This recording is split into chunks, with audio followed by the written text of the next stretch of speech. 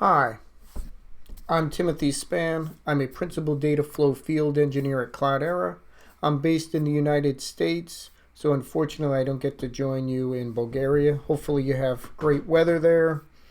It would be really fun to see you there. Hopefully you're enjoying all the talks. My talk is using the FLaNK stack for Edge AI. And one thing that you'll find unique is this is all open source.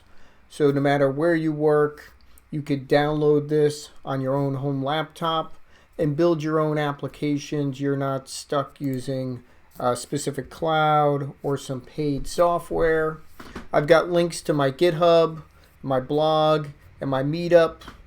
I do some events in person here in the United States, but they are all streaming live and they all go to YouTube later. So if the time doesn't make sense for you, please just log in. You can watch the YouTube videos at any time. If you have any questions, you can put comments there or just leave me a note on any of the places that you see.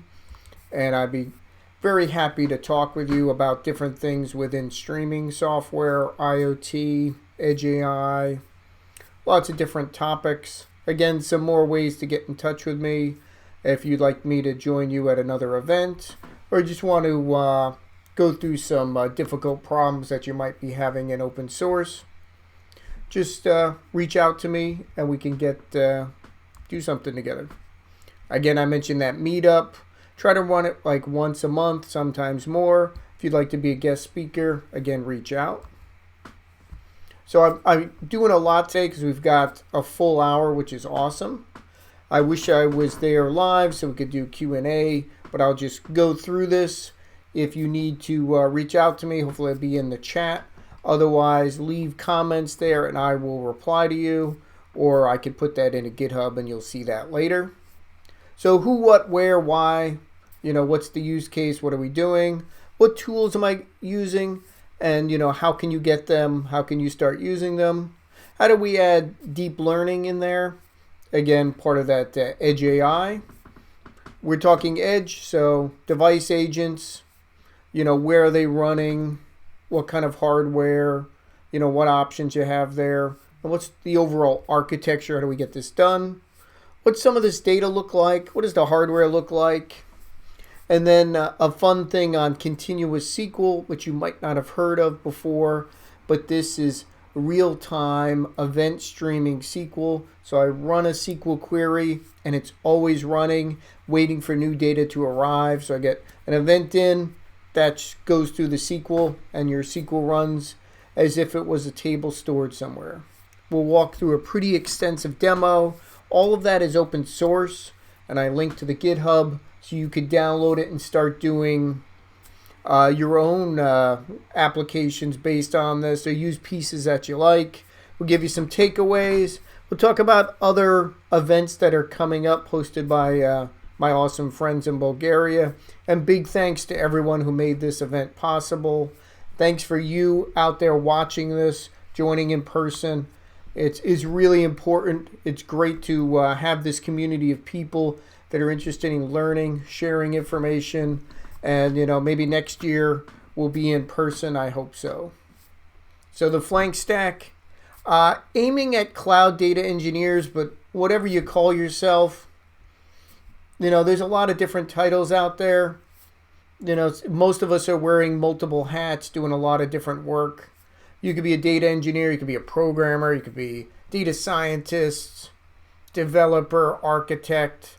We all tend to be doing a lot of different work, and when you're doing these things, you're usually not doing it by yourself. You got a lot of different users. It'd be nice if everyone used the same tools, but there tends to be a lot of frameworks, different languages, maybe different spoken languages, different clouds, lots of data sources, clusters everywhere. I try to organize this into three things. You got you, the person I'm talking to today. We'll call you a cloud data engineer. Maybe that's a better title than you have now. Maybe it's not. Maybe you've done some ETL. Maybe you've done some Python or Java. A little bit about databases. Maybe you've done a little streaming. Maybe not. You use some of these cloud tools, which is mostly, AWS, CLI, boop, boop, boop. Or you could be a cat. That's my cat. He is an expert in ETL. He likes interacting with the edge cameras. Doesn't have any coding skills, but I can still teach him to do some of this stuff. He does question why I'm spending all this money on cloud resources when I could be buying more fish. And then AI, one day it will be our boss, but right now it's running my Apache Nifi for the data ingest. We can running inside of Kafka streams as things are passing between topics. Could be running in my new favorite Apache FLaNK, and could be running on the edge with our different agents. So that's running everywhere, probably in your TV. So I would like to show you all of this in open source, and the main place to get these great tools is Apache. They have a lot of great tools and frameworks. They're all open, well documented, lots of examples, great community, great ecosystem. ApacheCon is coming up virtually this year later. I recommend you join it. It's a free conference unless you want to donate money to the Open Source Foundation. And there's a lot of there's a lot I'm missing here. There's other ones you could definitely incorporate, but these are ones that come up in applications pretty often. OpenNLP for doing natural language processing, Minifies for my agents, MXNet and some of the related frameworks are great for doing machine learning and deep learning. Nifi is where I do the start of this process. It's sort of my center point. It's the gateway. It's the router. It's where I grab my data, change it, query it, move it around. Pulsar and Kafka are ways to send messages around, share them, make sure they're durable. Very valuable in any of these open source projects, especially when I'm dealing with running in different locations. Like I have devices that are somewhere. I've got a gateway server that's probably nearby, maybe on premise, maybe that's cloud, maybe that's in another cloud, maybe it's in a Docker container or Kubernetes. So I've got to start communicating, sending messages around. Maybe I've got a ton of different places I'm sending that to. Maybe I'm sharing one data feed with a number of partners or different universities. Kafka and Pulsar are good ways to distribute that. FLaNK is a really powerful system for doing distributed programming, and it has rich support for continuous SQL, which makes for some really cool apps. Tika is pretty amazing if you have to change different types of data, because sometimes, my event stream today is JSON data. Pretty easy to process, but sometimes it's a document. Sometimes it's a PDF, sometimes it's Word, Excel, strange image formats. Maybe there's text in an image I want to get. Tika does so much. That is a very powerful one. I might want to store the data. There's a lot of open source options, certainly something simple like an object store or something like Ozone or HDFS on top of that. But today we'd use a little more powerful systems. And I mostly do Apache Kudu today. That is a great way to store your time series data, but it still looks like a table. I could still do my selects and orders and joins. Very easy to use, runs in the cloud or in premise. Very, very scalable. We could also do that with HBase or Hive or Impala. Lots of options out there. Iceberg. The laundry list of open source SQL and NoSQL tools is, we could spend an hour just going through those. I'm also going to show you Apache Hue, which is a very simple but powerful way to query your data. Because how do I know I got it? I want to see it right away. Do that in a very easy web UI. Hue is my tool there. So we talked about deep learning. I won't go too deep into this, but if you are doing Java, which a lot of us are, this tool is amazing. DGL AI is on top of MXNet and on top of now a number of other deep learning frameworks. So I could use MXNet, and then if I want to change something, I could do TensorFlow, I could do PyTorch, lots of options there. The coding is very clean, easy to use. I've integrated this with Apache Nifi, so as I import images that come from edge cameras or from public sources, or you're walking around somewhere, or I'm doing it with my camera, get those images, and Nifi can run some classifications on those in stream. That's helpful. This same framework can also be used in anything that does Java. So Kafka Streams, FLaNK. It makes sense in Nifi and Minify because I'm dealing with structured, unstructured, and semi-structured data. Usually I'm not putting images in Kafka. That might be an HDFS, might be coming out of file system, might be streaming from a camera. Nifi is kind of the sweet spot for that. I'll go very deep into Nifi, but one of the main things that differentiates it from other ingest and streaming tools is it doesn't care what type of data it is. It could be a blob, it could be binary, it could be an image, Word document, PDF, text file, a log, JSON, Avro, Parquet, XML, CSV, so many different types. So it makes it very flexible to be acting as your universal gateway. That's why I show you that. If you learn one thing today, it's download Nifi, start playing around with it, use it as your tool to get things started.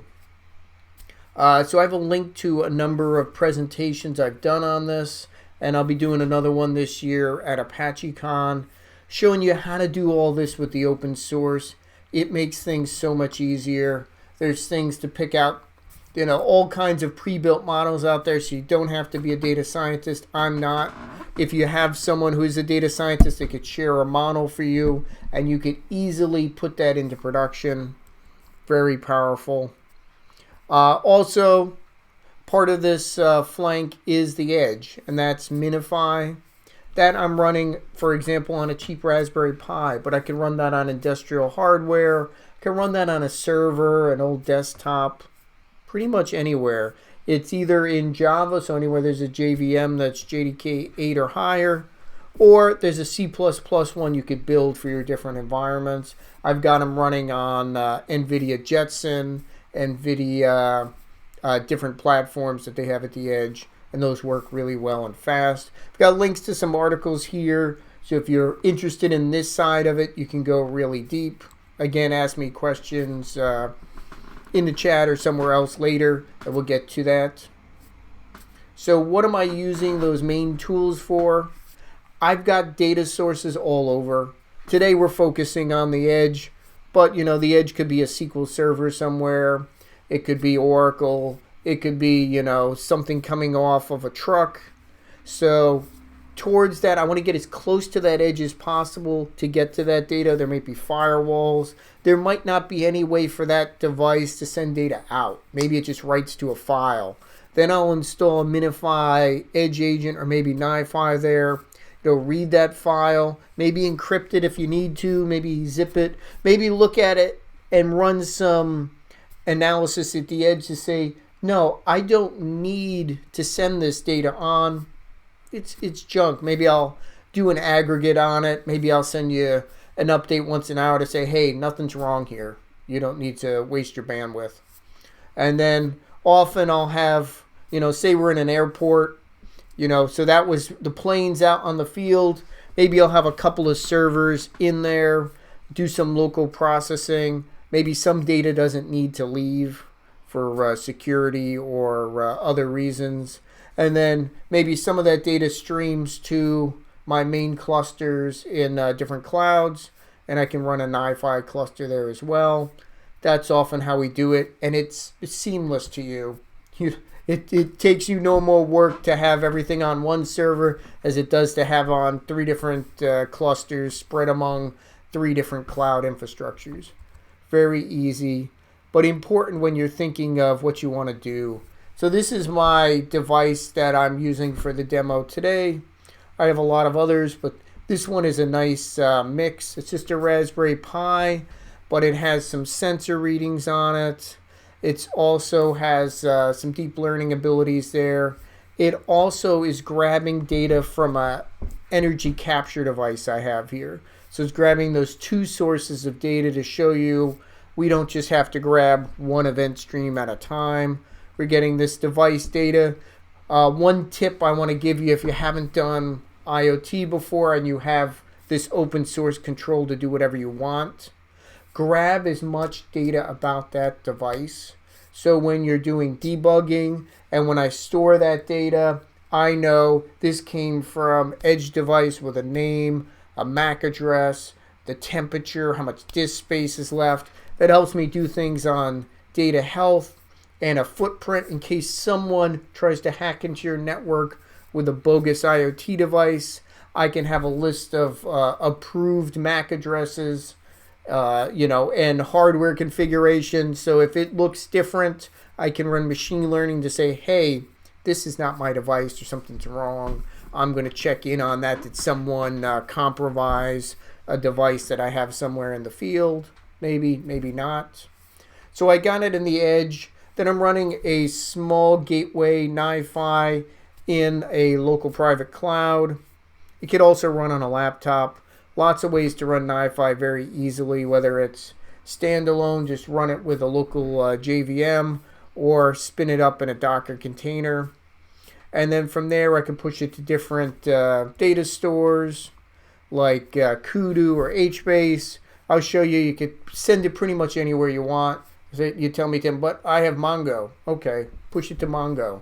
It's no more difficult, and I'll show you how to do that. You'll find out we are very we don't care. We're agnostic for where we store that data. Store it as many places as you want. You want to store it in 50 different data stores? Go for it. No extra work for you, really. And then from there, I do a couple simple visualizations because you have data, people want to see it.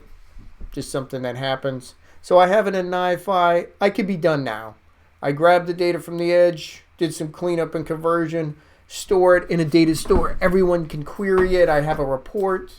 But what if I want to do more complex analytics? What if I want to distribute it to different groups within my company or to different companies, partners? Maybe people are buying my data. Whatever. I want to distribute this to Kafka. Maybe I want to also, someone else is loading data, or there's another server and other devices, and I want to grab that data and do some more processing with it or combine that data together. Got a couple different streams of data. Kafka or Pulsar work here. You probably want some kind of schema registry so everyone agrees this is what the data looks like. These are the fields, they're their names, their types, are they nullable? That makes things very easy for people to have a contract on what data should look like. How can I work with it? It also makes it very easy for me to be able to run SQL queries on it. So that data is an event, it's JSON, it's coming in the system. Maybe I cleaned it up, maybe it's a different format now. It validated and matched against a schema. It's in a topic. It's distributed to different clients and different clusters. One could be FLaNK, one could be FLaNK SQL, or it could be Spark, or it could be your Python app or Spring Boot, whatever you're doing. But for this example, I'll show you, I read it in with a FLaNK SQL application because it has that schema, so it knows what fields to do. Hard to do SQL on something if you don't know what the data looks like. So that's why we have that definition there. Underneath, I've got some things that are open source, but Cloudera has with Apache Atlas. So I have security and governance. I could see what's happening with my data. Again, I could also store it again in a different format or in a aggregate in some other data stores. Very easy. Doing pretty simple data today. This is, you could see this is a pretty inexpensive environment sensor that you can get from Pimoroni over in the UK. And you plug that into a Raspberry Pi. And now you could start capturing a number of different sensors on there, which is pretty awesome. Get a bunch of sensors there in one place. A good application is this is take this, attach it to a battery, put it in a vehicle, put it in your bicycle, ride around. If I was in Bulgaria today, I'd probably have done some sightseeing yesterday, carrying around my sensor in a backpack and get different temperature and different readings out there. It'll give me altitude. It'll give me, I could have hooked up a GPS, humidity, pressure, just a couple different values. And if you look here, we've also added the ability to gather some of those device settings we talked about. So I've got the unique ID of the device. I've got things like disk space, memory, MAC address, host name, system time. Try to grab as many times as you can. So when you're doing the final work with your data, if something got out of order, if some data got dropped. The more you have, the more you have to work with. If you ultimately don't need it, you can filter that out at some different stage, but try to capture it as many timestamps as you can. So we've got a bunch on that little, you saw that little thing there. We've got a ton of different sensors. These are the markups. These are the same as you could get in industrial applications that aren't in this one integrated device. Temperature, pressure, humidity, light.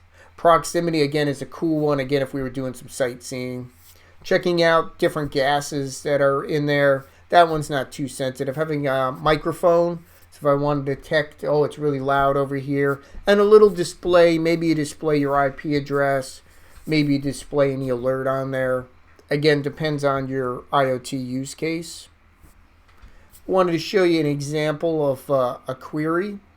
Now this is a query joining together two Kafka topics and doing it on a where clause when they're on the timestamp.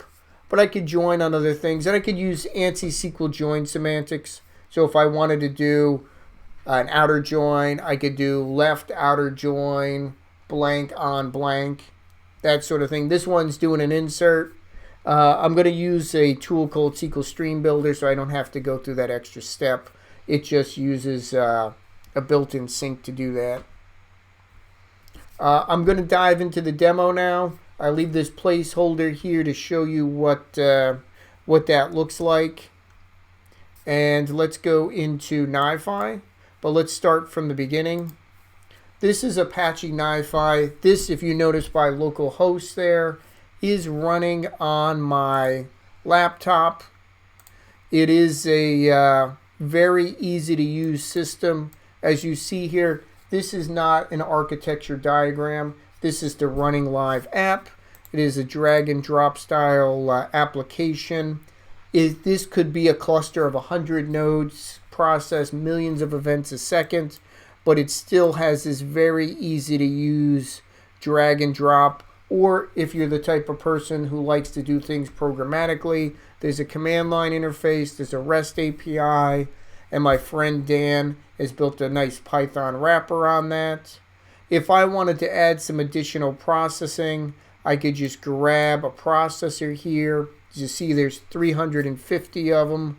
There's more out in the open source. A couple of these are ones I've developed for things like grabbing a local camera, doing some NLP, doing some TensorFlow, different deep learning processing, those sort of fun stuff. But this is where you could do a lot of different things, like if you need to interact with Amazon, ton of different things there. Azure, lots of different things you could do with the different systems in Azure. Again, we could keep it open, so if you need to run in different places, you can, but we can run in Windows, we can run in Linux, we can run in Azure, connected to different data sources there. We've got things for like Windows logs, depending on where you're getting your data sources from, just to give you that option there. And we have a menu over here that gives us access to a whole lot of different things. And we'll go through that since we have time. I'll show you what we're doing. This is showing me everything that's running on my cluster. I can see I only have one thing running, and there's some records waiting there. I can see any connections out there that are open. See any outputs in the same. I could do sorting. I could sort by size and see this one is running and how much data is there. Same here. That's that same port. See if anything's remote. You can see different connections. Is there data backed up? There's data waiting for me in a couple different places because I've paused things. The nice thing that you can do with Nifi is pause live systems. So say you need to change your data while it's running. Very easy to do that. Here they keep some records of things that are coming in. And everything you see here, I could turn on watching my developer mode in the browser and see all these REST calls happening. So I could go, oh, that's the REST call. Let me do it myself with curl, just to give you an idea. This is data provenance. I'll show you this once we start running our app. This is really cool. Now, what happens when you're running these distributed events? I run something. How do I know where that data is, what it looks like, what's happening, especially as I'm building out these flows? I know what the data is when it came to me, but what is it at this step? Did it really arrive? What's going on? That sort of thing. Here I can have some things that run on the total process. Here we've got some for doing reporting. So in case you don't want to call that REST API or look at logs, you can set up these reporting tasks to do things like look at parts of your running flow and send some metrics somewhere. Send it to Kafka, send it to a file, database, that sort of thing. Now here is where I'd have a connection to version control if I wanted to do that. Down here, this is very cool. Parameter contexts are separate from your flows. So I write an app and I write parameters or settings and I can apply them together when I move them to production. So, the only the DBA maybe sees passwords. Makes it pretty easy. Okay, that's the main things in there. Let's see the actual flow. Everything can be laid out differently. This is within what we call a process group, and I've got a bunch of different ones. These process groups can all live as separate entities. So I right-clicked on here and I have a bunch of settings. So I could download the code from here that easy. Or I could do things like empty out all that backed up data. I could see what this has been doing in the last 5 minutes. Not much going on here because I've got things paused. And we're going to start unpausing that. So here is something that might be interesting to people. This is a universal REST endpoint. I set this up by putting a path and a port. If I wanted SSL, what do I want to allow come in, some timeouts, sizing, that sort of thing. And this is a universal endpoint for REST. I've just written a REST endpoint for anybody. I don't have to do anything specific. Whatever you send me, I could process. I could filter that down if need be. But if you need a place to throw PDFs, this will do it. Or sensors, or reading things from the field. This is that provenance. This comes in handy. Did I get data from my device? What's it doing? How big was it? Here's a unique ID. So if someone tells me, Tim, I did not get that event, I can track it. I've got a unique ID. I could track it through the whole system and say, this is what happened to it. I dropped it in this directory. Someone else must have deleted it if you don't have it there. Tells me how it got here and a whole bunch of attributes. What's cool here is with these attributes within provenance, these are available for you to code against while that flow is happening, separate from the actual content of that flow. So this is all metadata, like the file name, what host we came into, all those sort of metadata. Like this came from a file. This tells me what file. This told me what user agent called in. Pretty cool stuff. And here is the actual content. And I can look at that and say, oh, that's that data we just saw. That's that JSON. Perfect. That is what I wanted. Let me get out of that pop-up. And we'll get back to our flow. And you can see that very easy to see the data. I can see how many are coming in. And that just keeps coming in. And here I'm going to do a very simple step. I'm going to look at that user agent, because that's how I decided I want to specify which different devices are calling into me. So I get any of those. If it comes in, I'm going to route it somewhere. You see that data is just coming through the system live. Here is my main local processing. and this is working for that Raspberry Pi. And this is something unique with Nifi, is this thing right here. This is stopped. But as you see, data is still flowing. I'm not losing any data. It doesn't matter that I've stopped part of my live ingest system. So whether you do that because someone told you, hey, our database is down, don't send us any data, or you're doing it like now, I just wanted to build up some data just to make the test runs more interesting, and I just stopped it. This has a queue, and this queue is configurable between each step. Like, let me show you that here. I'll stop 2 of them, and now I can change it. And it's things like prioritize. Let me prioritize some of the events as they come in. You know, should it just be in order? Should it be, oldest ones, or is there a special priority attribute? How much data should I hold in this one? You know, it defaults to 10,000 in a gig. Maybe you have a lot of small ones. Maybe you want to load balance this between nodes. And I can maybe partition that by one of the attributes of the data we just saw. Or just do round robining. Maybe I compress it if I send it to another node in my cluster. That's up to you. I just changed that live. Start that. Let's start this up. A lot of data is going to start running through the system. I could do a refresh to see that come through. And you see it's processing even though it's on my laptop that I'm also doing this recording from, that I'm also running probably some apps I should have stopped, like email. But it's going through there, and I'm routing it like you saw on the other router, just looking at some values to do that. Here I'm setting a parameter so I can get a schema, and I have what we call record readers. This one is going to look at that data, infer it with that it's JSON, and then convert it to JSON. But, you know, there's other options there. I'm also doing SQL queries against that data live. And that's how I'm discerning, is the fan that I'm connecting to on or off?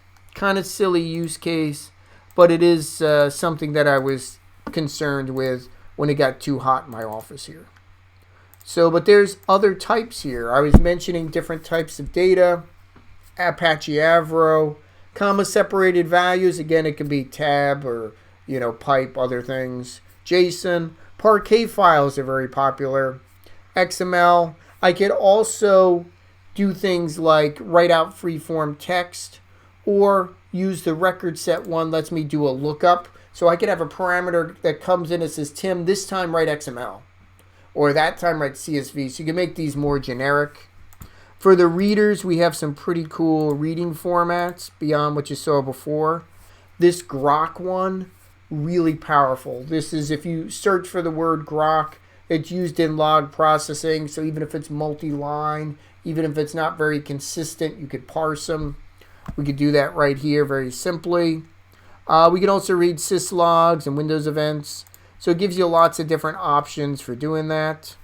And you can write as many of these queries as you want. If I wanted a third query that was just select fan status and unique ID from the flow file, which is any data you send me that matches that reader there, and after the write matches that schema, because I said use the schema, you know, it will give me that query in another one. So pretty straightforward. As you see here, I stop something.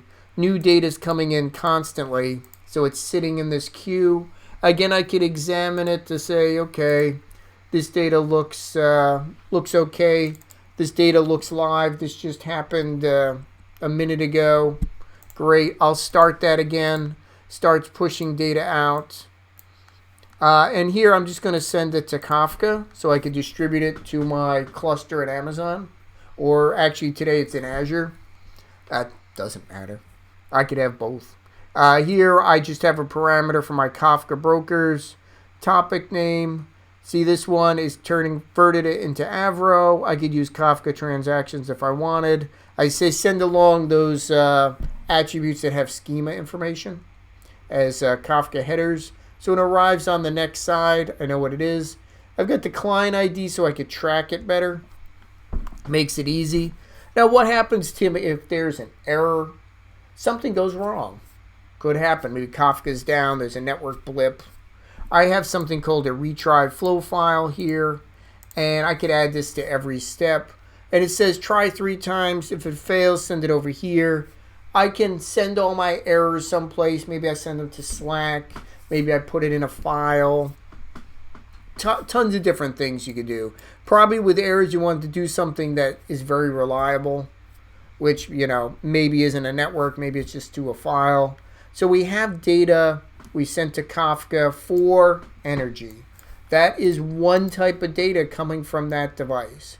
There's also some images and there's some environment data. That's that main sensor data that we're concerned with.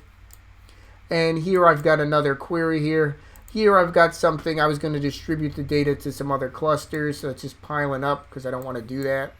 And if I don't need that data, just get rid of it. Doesn't matter.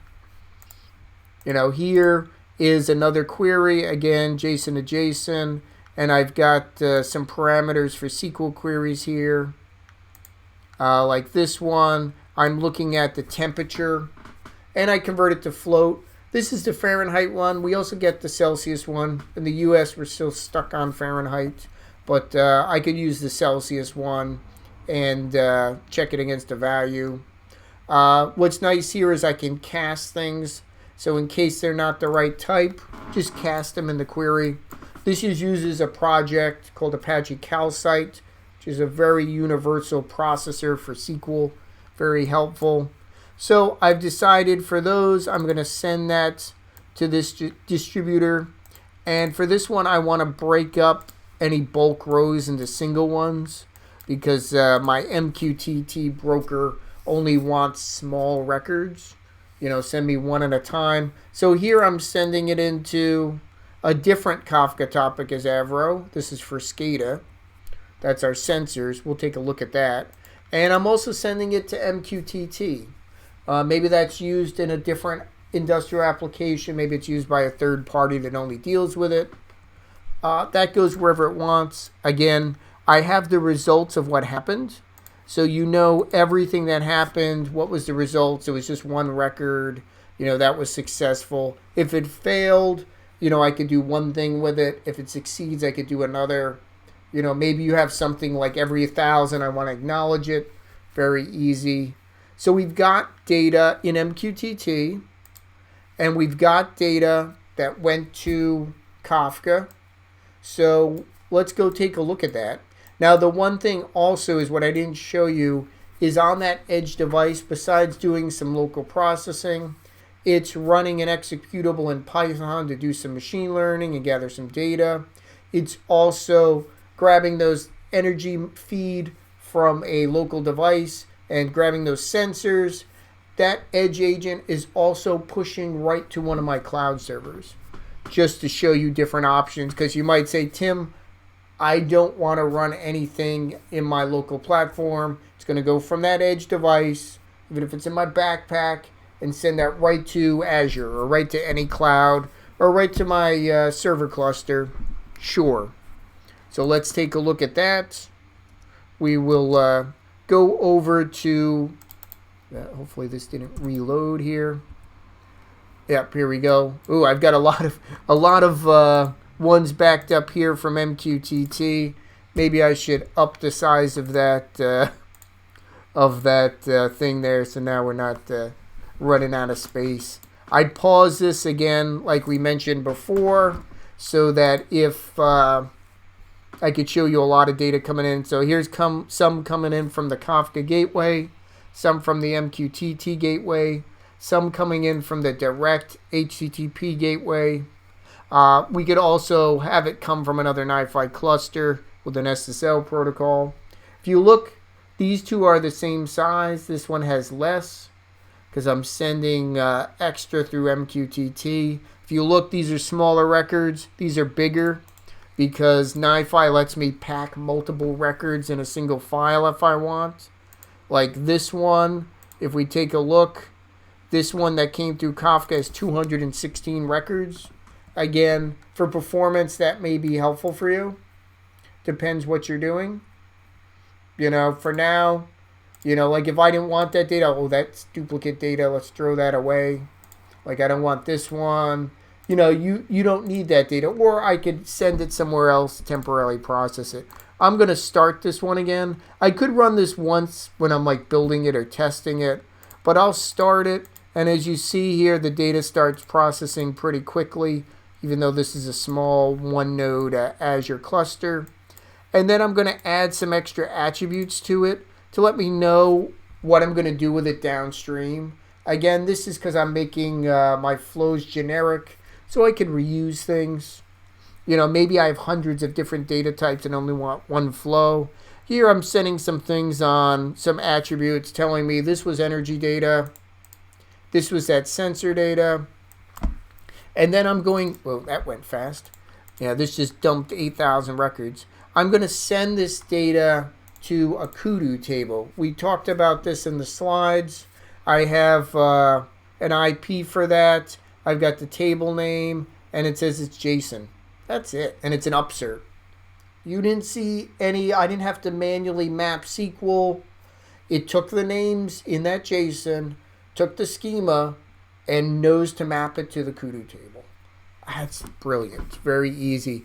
You send me different data, but it's a different table, and you give me the schema, I could do that all day. That's as much as it takes to send to any kudu. But you mentioned, I don't have kudu, Tim. Well, you probably should get it. But you can use Mongo and do the same thing. It takes in, you put in how I log into Mongo. You can make these all parameters. And then, you know, this is also JSON and whatever your batch size is. And now that one will get in that data. And I can literally grab here and have it go to both. Or I can have it, like I mentioned before, if we want to put that to Azure Blob Store or Cosmo DB or Data Lake or an Event Hub or storage. Pretty straightforward. I could put that into a lot of different data stores. DynamoDB, you know, any of these data stores you have. If it's a relational database, I can put this into anything that has a JDBC driver, which is almost anything. So we've got data coming into kudu. If you look down the bottom, that's how I navigate. Makes it pretty easy. But you can directly go somewhere. If I want to search, I know what I'm searching for. Like, okay, Kafka. What different Kafka things do you have there? I recommend you uniquely name things. So like say here I've got set sensor values. This will show me it's right here, and I go there, it's right here. So it's a good way to navigate, or if you forget where things are, or if you want to reuse code, pretty easy. This one I do have version control on, so you can see what changes I made. I upped those Q values. I turned down load balancing, so that's some different code. So I'll commit that, and now that goes into my registry, which could backs up to a database, but could also back up to your local Git or regular GitHub like most people use like me. So we have data coming in. Also, I sent it to a stream. If we look here again, that retry flow, errors, I'll send them somewhere else. If I wanted to break this up into smaller chunks of data, which sometimes I want to, especially with JSON, some things want one record at a time. I could do that pretty easy with split record. If I want to slow this down, I sometimes do this for demos, so I can have it continuously going data even if my source isn't fast enough. Here I could say just send 25 a second. I could also use this with data generators. We do have ways to simulate data, so you could do your integration tests.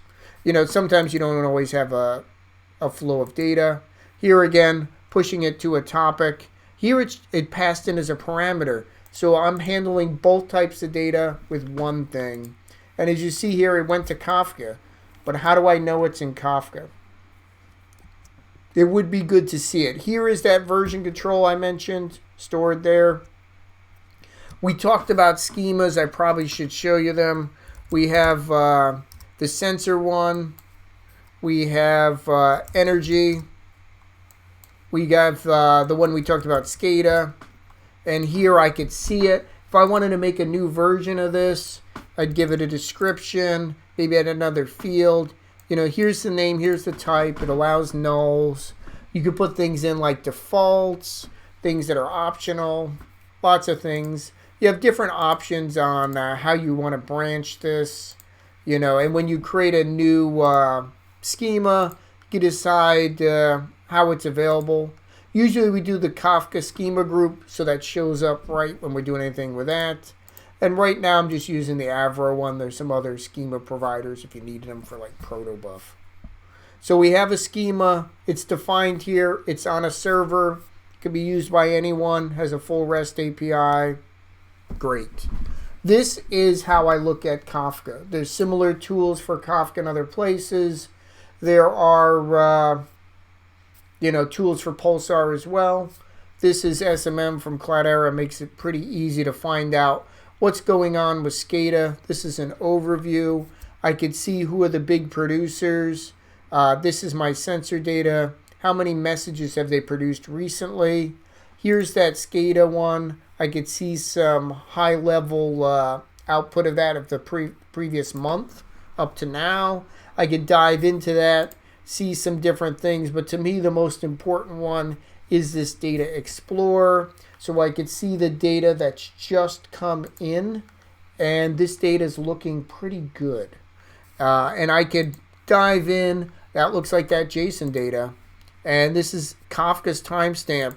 That's how many records have come in. I'm seeing data. This is great. What about the energy data? Energy data, also seeing a bunch of rows there. Looks pretty good. I've got a couple hundred records here. I only do energy readings, not as often as the sensor readings because the energy meters don't update that often. So don't waste calls to it. So this updates every it's either 30 seconds or a minute. And we got that in there. We got voltage and all that different fun stuff. I can see who's producing data, sort it, and see who's producing the most data. Like the sensor run pushed through 200. This producer, if you didn't give it a name, 7,000. Who's reading this data? And why aren't they reading it? I have a bunch of Kafka Connect apps that aren't running. So they got a lot of backup. I could start them if we wanted. Like I have one for SCADA here. So it's waiting. It's behind on its consumption because I stopped it. But this is a simple one. It takes the data, writes it to an HDFS directory. Nothing big. Here I've got some alerts set up in case something goes wrong because sometimes things go wrong. Okay. This is the next step. We're getting low on time, but I'm going to try to go right to the edge because I am unfortunately pre-recording this. So this is the streaming Sql Console. This is the way I can easily run queries against different things like Kafka. And so I don't have to do this as a deployed app or from the command line. It gives me a unique job name. I set up where I want this data to go. That's a Kafka topic. Or is it? Nope, that's a REST endpoint. Could be a Kafka topic. I want to keep this running, so I'm always going to restart it. And from down here, I want to sample it. I could save it, so if it needed to be restarted. Here it's showing me some recent data from the last time I did a sample. And what's nice here is, that's it. This right here, maybe we'll make it easier format to see. Maybe not. What's a better format? It's a little easier to read. And this lets me run the query against as many of these topics or different things as you want. I've got a bunch of these defined as tables. What's nice is outside of a couple of them that I've added, these were ones I added manually. And what's cool here is these were pretty simple. All I had to do is say I want to add a new, say, Kafka topic. Point to my cluster, gives me all the topics. I know this one has data in it.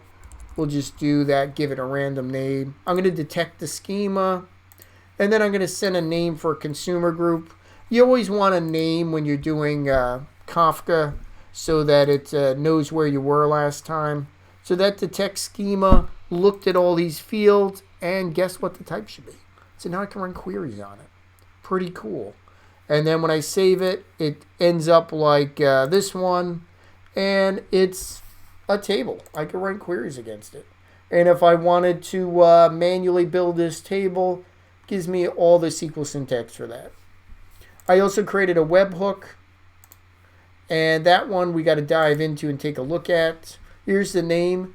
Here is the endpoint, and this could be anything. This happens to be Nifi, because Nifi is pretty good for being a universal gateway. So I just pick any port that I specified at that REST endpoint, spec the what I want to call it, or nothing. I'm doing a post. I don't have SSL on. I could. This is telling me send that whole JSON file. If I wanted to do some processing with JavaScript in there before I sent it, this could do it there. Throw in a couple of headers, whatever you want. You could also set up a template to reformat it if you wanted. Again, lots of power on that when you're sending the data out. We also have all these different data providers. This is my Kafka cluster. I could have a dozen different ones. It could be in different places. One could be in Azure. One could be on-premise. One could be somewhere else. And then I've added a bunch of catalogs. Right now it's Kudu, Hive, or you might be able to do a custom one. These are the ones that make sense in the schema registry. So Kudu, using that Kudu server, gives me a list of every Kudu table that I have, which are those ones you saw me populate. Schema registry, same thing, connects me to all the ones out there. And then when I go into console, like here I could write a new query. I have those. These were auto-imported, so I could select against any of these pretty easily because they're in there. So if I wanted to run a query against this guy, I just copy that in. I could do this if I want to see what it looks like. That's what it looks like. We already had that on the other screen. But I could just do a select star from this one. This is a table, so this is not really an event stream. But to give you that idea, what's nice is that just launched a real job. If we look over here, this was the nifty one. And then, is that one done already? That's still running. And then we could just go and see the dashboard. We also have the ability to take those runs and make them into a materialized view, which is really cool feature. And here it gives me the link so I could use this to connect with a Jupyter notebook, import that data, use it in some Python, or click here and I can pop open a new window to show it. You have API keys for as many as you want. Pretty easy. Here I could define any functions in JavaScript. I could use, these can call out to Java code since this is JavaScript running on Java. And it shows me the history of different queries I ran. And I could see all the different jobs that I've been running, what the query is, where it's going, what's the source. Helpful stuff. And then I can go back in there and edit it if I want. I could build a new materialized view if I wanted. I already have one. But if I wanted to add, say, another one, I could just give it a unique name. Maybe put a description. Pick which columns I want. Now here, I want every column returned. But maybe I want to filter. Where this column is in, this set of data. A whole bunch of different filter rules. And these can take parameters in. So you want to pass in a parameter that says, just give me disk usage. You can make a pretty full REST app. This is a materialized view. And you see here that keeps that data for a number of time. So as that continuous data is coming in, this will keep a cache of it so that I can call in from a mobile app or whatever. This is a great way to do dashboards, Python, wherever you might have. Makes an easy way for you to take this continuous query, make this into a REST accessible data. This is that REST endpoint, that materialized view. This is an example. This one has a lot of data because this is the last 300 seconds worth. I didn't limit it. I could have. As you see here, it's JavaScript JSON array. Easy to process that, especially in Nifi if you wanted to. This is that job running in FLaNK. And you could see what it's doing, where the source is coming from, where it's sending it to that webhook, how it's running, seeing all the metrics, records as it's processing. This is running in a Yarn cluster, running wherever it is. This could also be in a near term be running in Kubernetes. Again, on the cloud or on premise, doesn't matter. I wanted to, let's see if I'm still logged in here. I wanted to show you some of that Apache Atlas there. Atlas gets data from Kafka, FLaNK, and Nifi to say who's doing, who's doing things with my data. And that's helpful when you're trying to track these complex things along distributed apps. So like here, Energy 2, who's popular, where did it come from? It came from that listen in Nifi, it got routed, and then got pushed to this topic. It also had a second source. Came from the Energy one that was running locally, got consumed, and got pushed to another topic. This is nice. This shows you all the auditing. If I put it in a table, it'll show me that. Very easy for you to do these sort of things.